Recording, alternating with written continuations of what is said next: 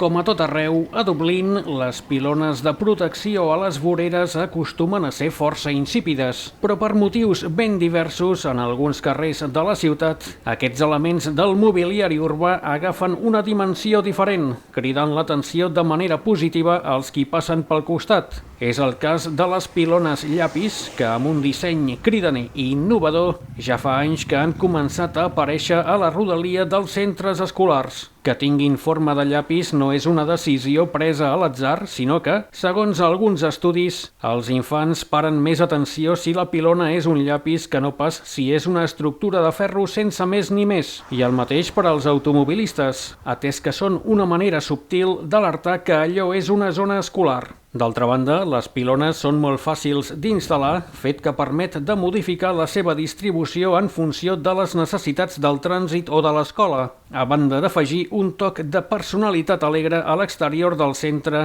mentre compleix la seva funció de seguretat vial. I al Doyle's Corner, al barri de Fitzborough, en ocasions especials, les pilones són cobertes amb unes fundes de llana fetes amb punt i ganxet, donant a la cantonada un aspecte molt festiu. El projecte va néixer l'any 2013 com una iniciativa d'art comunitari impulsada per veïns, artistes i teixidors locals, aportant creativitat, calidesa visual i personalitat a un entorn urbà habitualment monòton, a banda de demostrar que iniciatives senzilles poden fer que els carrers siguin més acollidors. I després hi ha les pilones decorades per artistes involuntaris, alguns tan ganduls que no tenen esma per arribar a la paperera més propera, d'altres que si no s'acaben la beguda, la seva caritat cristiana els impulsa a compartir-la amb els més necessitats i, òbviament, sobre d'una pilona ho veu tothom. I els que creuen, de debò, que les pilones serveixen per a deixar-hi envasos. De fet, fins i tot el Pare Noel fa servir una pilona per a deixar-hi el seu gorro